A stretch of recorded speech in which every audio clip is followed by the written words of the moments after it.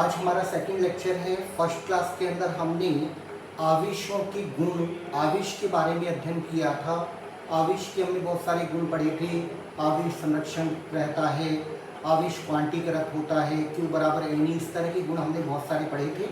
आज हम बात करेंगे कि किसी भी वस्तु को आवेशित करने का तरीका क्या है, आवेशन की तरीके क्या है। तो आज हम पढ़ेंगे मेथड ऑफ चार्जिंग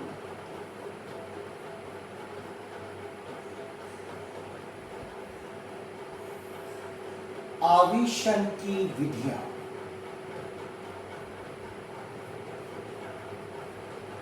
आवेशन की विधियां, देखिए किसी भी वस्तु को आवेशित करने के तरीके क्या है। आवेशित करने का मतलब इलेक्ट्रॉनों का स्थानांतरण, इलेक्ट्रॉनों को स्थानांतरित करना है एक वस्तु से कहां पर, दूसरी वस्तु। इलेक्ट्रॉनों को स्थानांतरित करना है एक वस्तु से दूसरी वस्तु में, इसी को हम बोलते हैं आवेशन। कितने तरीके हैं? तो पहला तरीका है घर्षण।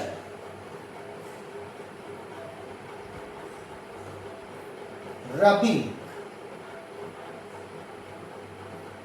बेटा जब भी किसी एक वस्तु को दूसरी वस्तु की सतह से रगड़ा जाता है तो घर्षण के कारण इसकी बाह्यतम कक्षा के इलेक्ट्रॉनों को इतनी ऊर्जा मिल जाती है कि वो मुक्त होकर दूसरी वस्तु में ट्रांसफर हो सकती है। जिस वस्तु से इलेक्ट्रॉन निकले हैं वो धनावेशित हो गई, जिसमें गए हैं वो कैसी हो गई, ऋणावेशित। आवेशन की इस विधि को घर्षण द्वारा आवेशन कहते हैं।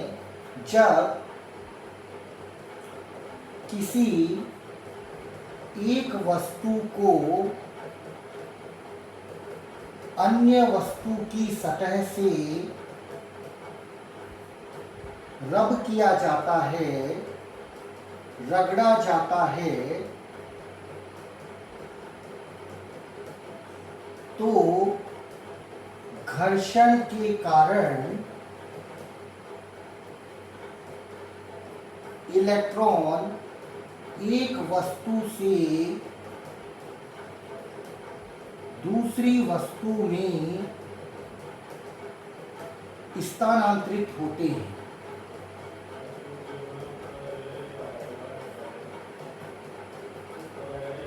आवेशन की इस विधि को, आवेशन की इस विधि को घर्षण द्वारा आवेशन कहते हैं।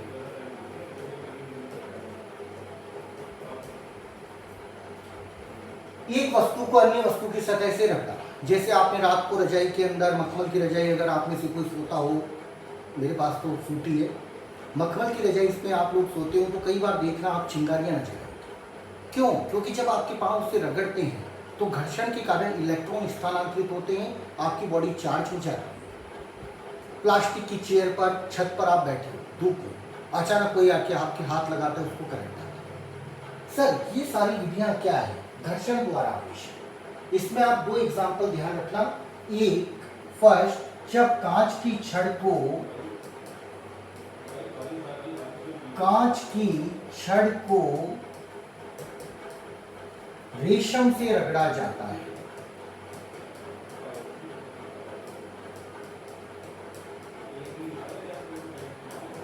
तो कांच की छड़, ग्लास की रोड धनावेशित हो जाती है और रेशम ऋणावेशित हो जाता है। कांच की छड़ को रेशम से रगड़ते हैं तो कांच की छड़ धनावेशित और रेशम ऋणावेशित, मतलब इलेक्ट्रॉन किससे किसमें गए? तो इलेक्ट्रॉन गए कांच की छड़ से रेशम। बेटा धनावेशित वो हैं जिससे इलेक्ट्रॉन निकले हैं, ऋणावेशित वो हैं जिसमें इलेक्ट्रॉन गए। दूसरा, एबोनॉइड मतलब प्लास्टिक रोड ले लेते हैं। प्लास्टिक की छड़ को ऊन से रगड़ने पर, पॉलीथीन को ऊन से रगड़ने पर, तो प्लास्टिक की छड़ ऋणावेशित होती है और ऊन धनावेशित। मतलब इलेक्ट्रॉन ऊन से कहां गए? प्लास्टिक की चेन। सर, जिससे इलेक्ट्रॉन निकले हैं वो आपकी धनावेशित है, जिसमें इलेक्ट्रॉन गए हैं वो आपकी ऋणावेशित है। ठीक है, इसका एक न्यूमेरिकल लेके एग्जांपल लेके बात करते हैं। एक पॉलीथीन के टुकड़े को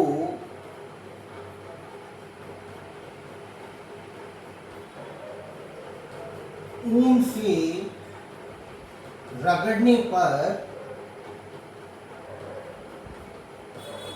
इस पर -3.2 गुणा 10⁻⁷ कूलाम आवेश पाया जाता है। किस पर? पॉलीथीन पर। मतलब पॉलीथीन आपकी ऋणावेशित है। पहला भाग, स्थानांतरित इलेक्ट्रॉनों की संख्या बताइए। दूसरा भाग, क्या इस प्रक्रिया में द्रव्यमान का स्थानांतरण हुआ है?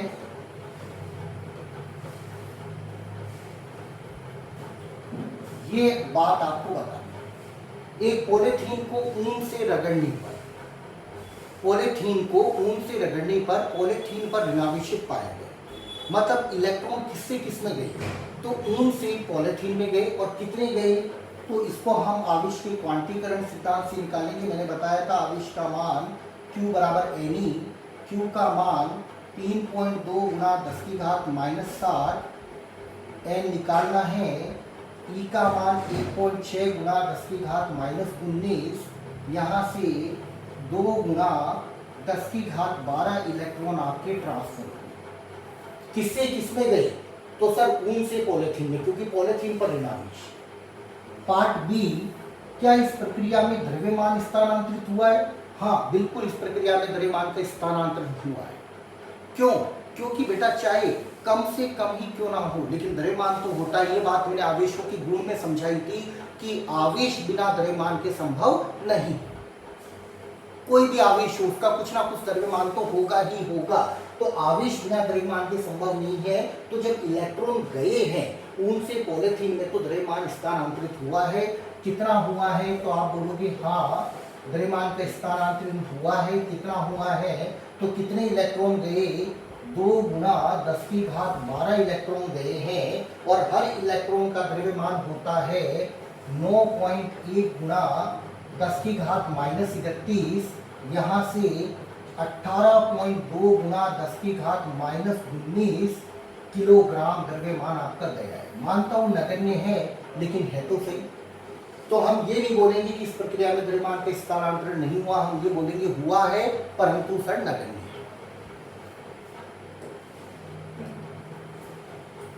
दूसरी विधि है चालन, कंडक्शन।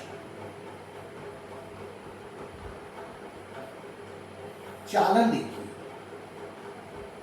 जब एक वस्तु को आवेशित वस्तु है, इसको किसी उदासीन या पहले से आवेशित वस्तु के साथ संपर्क बनाते हैं तो आवेश स्थानांतरित होता है, तो दूसरी वस्तु भी आवेशित हो जाती है। इस प्रक्रिया को चालन द्वारा आवेशन कहते हैं।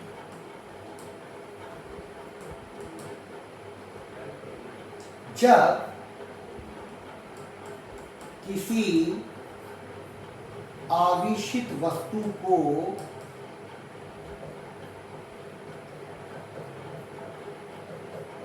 अन्य उदासीन या आवेशित वस्तु से स्पर्श किया जाता है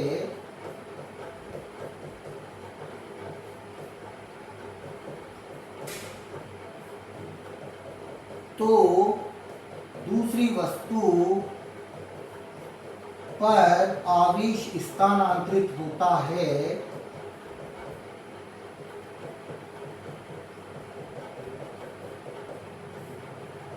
इस विधि को चालन द्वारा आवेशन है। अच्छा, किससे किसमें जाएगा तो ये बात हम आगे चल के समझेंगे। सर, इस विधि में हमेशा आवेश अधिक विभव से कम विभव वाली वस्तु पर जाता है। अधिक विभव से कम विभव वाली वस्तु की ओर आपका आवेश स्थानांतरित होगा। और इसके लिए हम एक कॉन्सेप्ट आपको दे देते हैं जो आगे चल के डिराइव भी हो जाएगा। अभी के लिए आपको ध्यान रखना है, ये पहली वस्तु मान लेते हैं त्रिज्या है R1 और इस पर आवेश है Q1, और ये दूसरी वस्तु इस पर आवेश है Q2 और त्रिज्या है R2। जब इन्हें संपर्कित किया जाता है, मतलब स्पर्श किया जाता है, जब इन्हें स्पर्श किया जाता है तो चालन के द्वारा आवेश एक से दूसरे में जाएगा।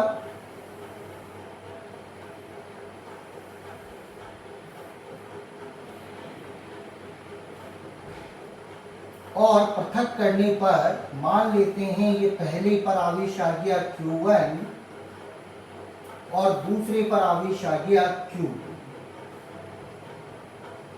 तो इन आवेशों का मान जो है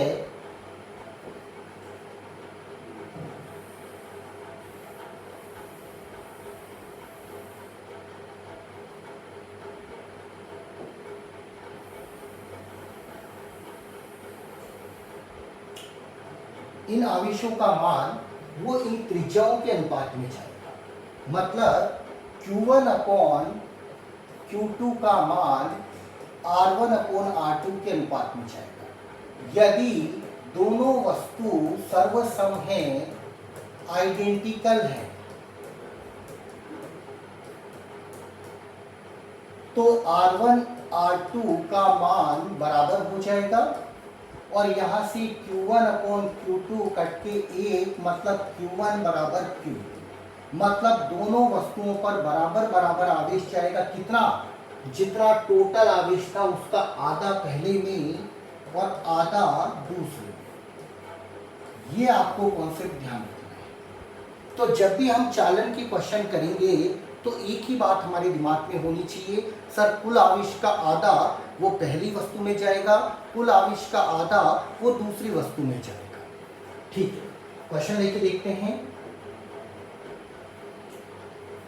यह आपका पहला गोला है A और आवेश है 4 माइक्रोकूलम। इसी के सर्वसम हमने दूसरा गोला ले लिया B और इस पर आवेश ले लिया 2 माइक्रोकूलम। A व B सर्वसम है, मतलब बिल्कुल समान है, आइडेंटिकल है। इन्हें स्पर्श करके पृथक किया जाता है।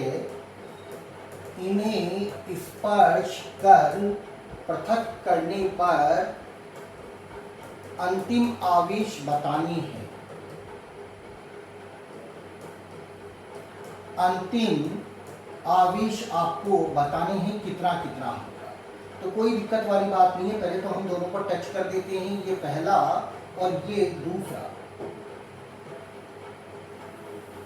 ठीक है, A B चालन के द्वारा आवेशन होगा। पृथक करने पर ये पहला गोला A और ये दूसरा गोला B। पृथक कर दिया था, सॉरी। हाँ जी, ये पहला गोला आपका A है और ये दूसरा गोला आपका B है। ठीक है, तो पहले पर आवेश आ गया बेटा Q1, दूसरे पर आ गया Q2। दोनों बराबर बराबर हैं, सर्वसम है। तो कुल आवेश देखो, तो कुल आवेश आपका हुआ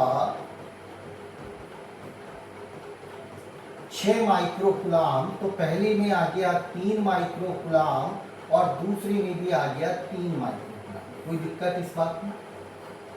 तो क्या करना होता है चालन के क्वेश्चनों में, अगर दोनों वस्तुएं सर्वसम हैं, आइडेंटिकल हैं, तो कुल आवेश का आधा आप पहले में दे दीजिए और कुल आवेश का आधा आप दूसरे गोले में दे दीजिए। एक और क्वेश्चन लेके बात करते हैं।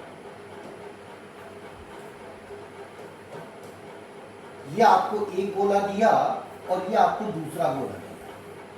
इसमें आवेश है 10 माइक्रोकुलाम, इसमें है -20 माइक्रोकुलाम, दोनों सर्वसम है, आइडेंटिकल है। इन्हें स्पर्श कर पृथक किया जाता है, इन्हें स्पर्श कर पृथक किया जाता है अंतिम आवेश ज्ञात करने के।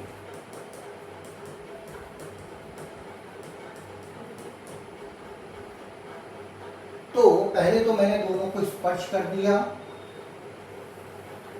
आवेश एक से दूसरे में जाएगा, पृथक किया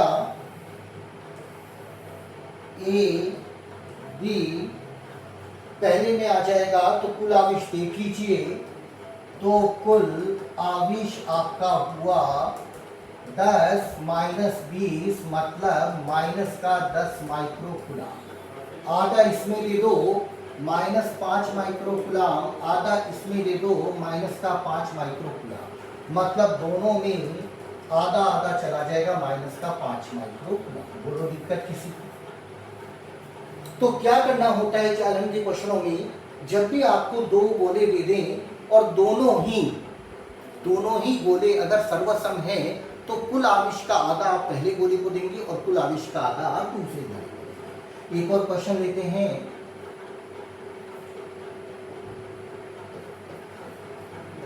मैंने आपको कहा एक गोला आपको ए दे दिया, एक गोला आपको बी दे दिया, दोनों सर्वसम है। ध्यान रखना, अभी सारे क्वेश्चन में आइडेंटिकल लेके कर रहा हूँ, सर्वसम लेके ही कर रहा हूँ। तो ये पहला गोला ए, दूसरा गोला बी, ठीक है। दोनों कैसे हैं? सर्वसम है, ए बी सर्वसम है बी के। मान लेते हैं दोनों पर आवेश है, इस पर भी क्यू, इस पर भी क्यू। अब मैंने एक तीसरा गोला लिया सी, जो उदासीन ले लेता हूं, ये सी गोला लिया और ये आपका उदासीन है। तो पहला क्वेश्चन क्या है, सी को पहले ए से तथा फिर बी से स्पर्श करवाकर, फिर बी से स्पर्श करवाकर पृथक किया जाता है ए बी सी पर अंतिम आवेश क्या हो। सी उदासीन है, ए और बी आवेशित है। ए और बी पर आवेश कितना है? क्यू। सी उदासीन है और तीनों सर्वसम है। पहले आप सी को टच करेंगे ए के साथ, तो मैं सबसे पहले ए को टच करता हूं सी के साथ, ठीक है। ए को टच किया मैंने सी के साथ, ए पर आवेश है क्यू, सी पर है 0, पृथक कर दिया। ए पर आवेश आ जाएगा Q/2, सी पर भी कितना आ जाएगा? तो सी पर भी आ जाएगा भैया Q/2। क्यों? क्योंकि कुल आवेश का आधा पहले में, कुल आवेश का दूसरे में। अब सी को टच किया बी के साथ, तो अब ये आपका बी है या सी है, सी पर है Q/2 और इसको टच किया भैया बी के साथ, तो मैंने इसको टच किया बी के साथ, बी पर आवेश है Q। बोलो भैया कुल आवेश 3Q/2, पृथक करने पर आधा इसमें दे दो और आधा सी में दे दो, तो आपने आधा दे दिया भैया सी में और आधा दे दिया बी में। कुल आवेश कितना है? तो कुल आवेश आपका है Q + Q/2, 3Q/2, आधा इसको दिया 3Q/4, आधा इसको दिया 3Q/4। तो अब बता दीजिए भैया ए पर कितना आवेश आ गया? तो ए पर आया Q/2 और बी पर कितना आया? तो 3Q/4 और सी पर कितना आया? 3Q/4। बोलो कोई दिक्कत किसी को? ठीक है, ये क्वेश्चन आपका हो गया। इसी के साथ हम एक और क्वेश्चन लेते हैं, क्योंकि बच्चों के दिमाग में आ रही होगी सर के तो रटे हुए हैं भैया, सारे आइडेंटिकल ले रहे। अगर अलग अलग त्रिज्या हो तो भी मैंने आपको कॉन्सेप्ट सिखा दिया है, कोई बहुत बड़ी बात नहीं है, आप कर सकते हैं। मैंने क्वेश्चन लिया, मैंने कहा ये पहला गोला है, त्रिज्या इसकी r है, ये दूसरा गोला है, त्रिज्या इसकी 3r है, इस पर 5 माइक्रोकुलाम है, इस पर 11 माइक्रोकुलाम है, ये ए गोला है, ये बी गोला है, इन्हें स्पर्श कर पृथक किया जाता है, इन्हें स्पर्श कर पृथक किया जाता है, अंतिम आवेश बताने।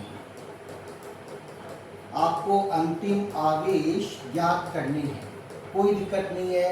ये आपका ए गोला, ये आपका बी गोला, मैंने दोनों को टच किया, आवेश स्थानांतरित हुए, इनको पृथक कर दिया। ये आपका पहला गोला ए, ये दूसरा गोला बी। सर इस पर आवेश Q1, इस पर आवेश Q2, तो Q1 अपॉन Q2 का मान किस अनुपात में जाएगा? त्रिज्याओं के अनुपात में, R अपॉन 3R मतलब 1/3। Q1 का मान निकालना है, Q1 का अनुपात 1, Q2 टोटल अनुपात 1 और 3 4। कुल आवेश देख लीजिए 5 और 11 16 माइक्रोकुलाम। यहाँ से बोलो भैया Q1 का मान आ गया 4 माइक्रोकुलाम। ऐसे ही Q2 का मान निकालना है, तो Q2 का अनुपात बोलो कितना है? 3। कुल अनुपात बोलो 4 और कुल आवेश आपने देख लिया 5 और 11 16 माइक्रोकुलाम। 4 से 4 3 चौके 12 माइक्रोकुलाम। तो इसका मतलब किस में गया? तो सर ए से बी में पहले 5 था, अब कितना बचा बोलो? 4। यहाँ पर 11 था, अब कितना आ गया? 12। मतलब 1 माइक्रोकुलाम आवेश ए से बी में चला गया। इस विधि को क्या बोलते हैं? चालन। आई बात समझ में? चलो अब तीसरे मेथड की बात करते हैं, प्रेरण द्वारा आवेश। तो अब आपका थर्ड मेथड है प्रेरण द्वारा आवेश, चार्जिंग बाय इंडक्शन।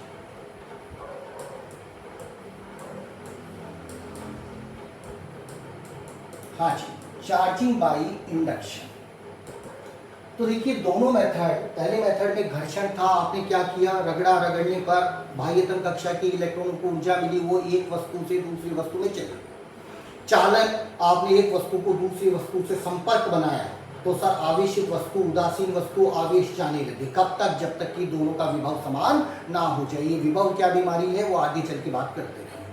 अभी के लिए मैंने कहा अगला मेथड है प्रेरण द्वारा आवेशन। प्रेरण को पढ़ने के लिए भी आपको बहुत अच्छे से इलेक्ट्रिक फील्ड आना चाहिए, मतलब ये टॉपिक भी बिल्कुल एंड का है, लेकिन हमें सिर्फ इंट्रोडक्शन लेना है। तो इंट्रोडक्टरी तौर पर मैं सिर्फ इतना आपको बता सकता हूँ कि जब भी किसी आवेशित वस्तु को उदासीन वस्तु के समीप लाके रखते हैं, टच नहीं करना है, सिर्फ समीप लाके रखना है।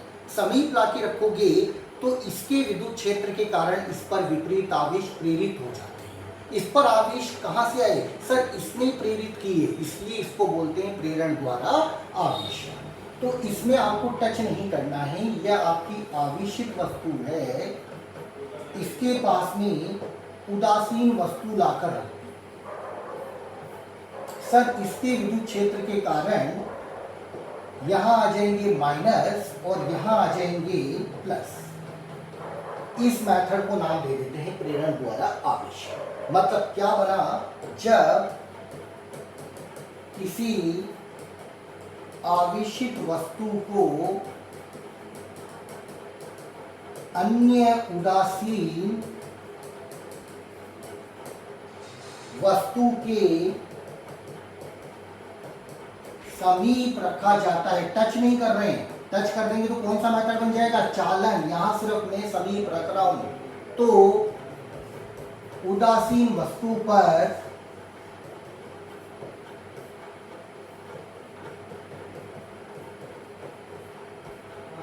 विपरीत आवेश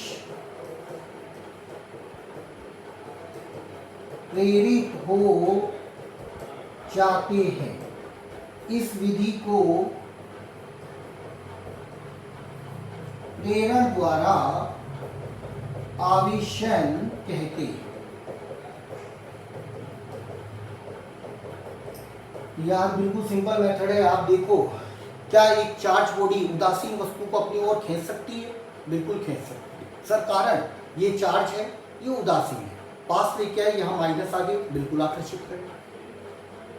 तो इंडक्शन के कारण, प्रेरण के द्वारा कोई भी चार्ज बॉडी न्यूट्रल बॉडी को अपनी ओर अट्रैक्ट कर सकती है। ठीक है जी, इसको समझाने के लिए तो बहुत आगे जाना पड़ेगा, लेकिन फिर भी मैं आपको एक ट्रिक इसके बेस पर दे देता हूं जहां से आप क्वेश्चन इजीली कर सकते हैं। क्या है वो ट्रिक? मान लेते हैं ये आपको पहली प्लेट दे दी और ये आपको दूसरी प्लेट दे दी और बोल दिया कि इस पर आवेश है 2 माइक्रोकूलम, इस पर है 4 माइक्रोकूलम, समीप रख दिया। सर आपको प्रेरण के कारण इस जगह पर, इस जगह पर, इस जगह पर, इस जगह, मतलब ए बी सी डी चारों सतह पर आवेश लगा रहे हैं। पहला कॉन्सेप्ट, आप दोनों आवेशों को जोड़ेंगे। अच्छा, आवेश, कुल आवेश संरक्षित रहेगा, ना तो नष्ट होगा ना ही उत्पन्न होगा। आवेशों को ना तो नष्ट किया जा सकता है ना उत्पन्न, इसे सिर्फ एक वस्तु से दूसरी वस्तु में हम ट्रांसफर कर सकते हैं। तो अब बात करते हैं, यहाँ पर कुल आवेश की बात करूं तो कुल आवेश आपका 2 और 4 6 माइक्रोकूलम, आधा इधर दे दो 3 माइक्रोकूलम, आधा उधर दे दो 3 माइक्रोकूलम, 2 में से 3 गया, -1 माइक्रोकूलम, यहाँ -1 तो यहाँ +1 माइक्रोकूलम। बिल्कुल सिंपल। अब बता दो ए पर कितना आवेश आया? तो सर 3 माइक्रोकूलम, बी पर कितना आया? -1 माइक्रोकूलम, सी पर +1 माइक्रोकूलम, डी पर 3 माइक्रोकूलम। नहीं आई बात समझ में? चलो आपकी बात।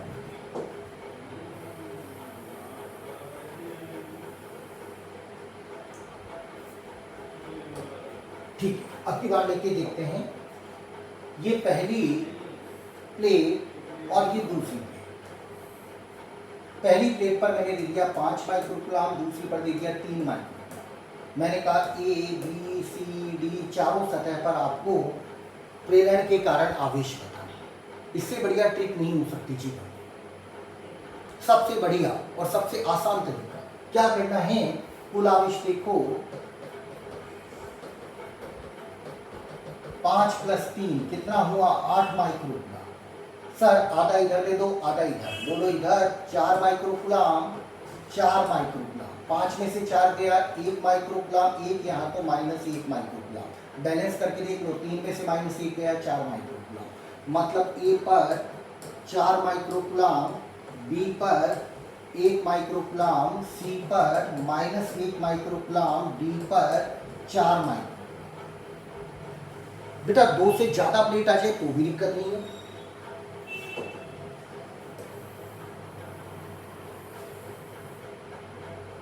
हाँ, मैंने आपको कहा 2 से ज्यादा आ गई तो क्या करें? ये लो भैया 3 प्लेट बना लेते हैं। ये पहली, ये दूसरी और ये तीसरी, ये 3 प्लेटें मैंने बना दी।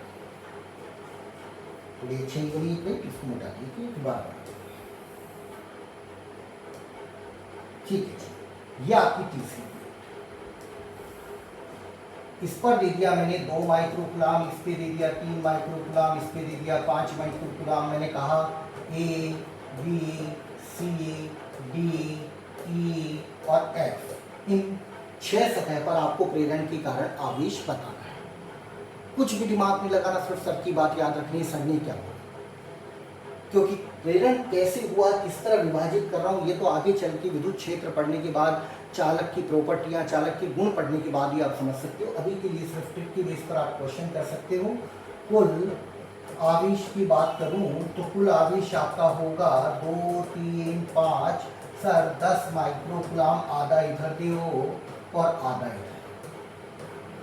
2 में से 5 गया, -3 माइक्रोकूलम, यहाँ -3 तो यहाँ +3, 3 में से 3 गया, 0 यहाँ 0 तो यहाँ 0, 5 में से 0 गया 5। आई नहीं आई बात समझ?